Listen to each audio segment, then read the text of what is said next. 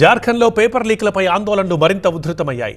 విద్యార్థులపై లాఠీచార్జ్ నిరసనగా బీజేపీ ఇచ్చిన బంద్ పిలుపు తీవ్ర ఉద్రిక్తతలకు దారితీసింది. రోడ్లపై టైర్లను కాల్చి నిరసన తెలిపారు బీజేపీ కార్యకర్తలు. దీంతో ఎక్కడి వాహనాలు అక్కడే నిలిచిపోయాయి.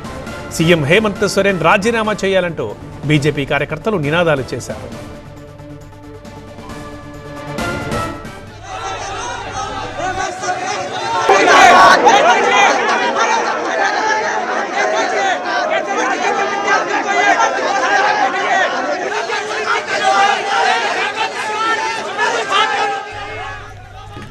ఏబీవీపీ కార్యకర్తలు అసెంబ్లీ వైపు దూసుకెళ్లేందుకు ప్రయత్నించారు. పోలీసులకు ఆందోళనకారులకు మధ్య తోపులాట జరిగింది. పలువురు ఏబీవీపీ కార్యకర్తల్ని పోలీసులు అరెస్ట్ చేశారు. ఏబీవీపీ కార్యకర్తల్ని తరలిస్తున్న బస్సుని ఆందోళనకారులు అడ్డుకున్నారు. కొంతమంది పోలీసు వాహనాలపైకి ఎక్కి నినాదాలు చేశారు.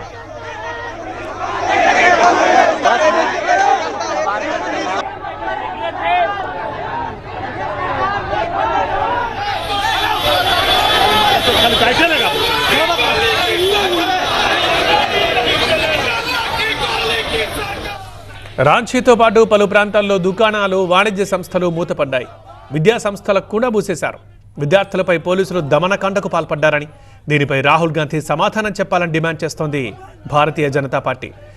రాంచీలో బీజేపీ కార్యకర్తలు రోడ్డు మీదకి బుల్డోజర్ తీసుకొచ్చి వాహనాల రాకపోకల్ని అడ్డుకున్నారు.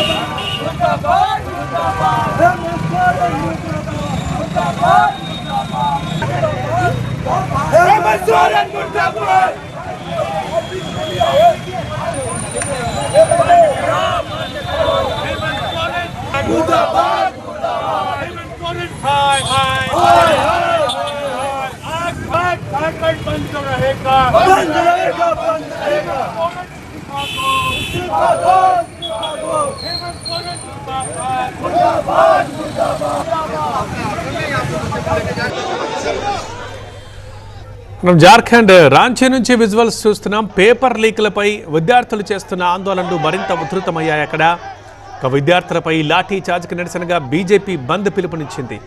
ఇది తీవ్ర ఉధృతలకు దారితీసింది. రోడ్లపై టైర్లను కాల్చి నిరసన తెలిపారు బీజేపీ కార్యకర్తలు.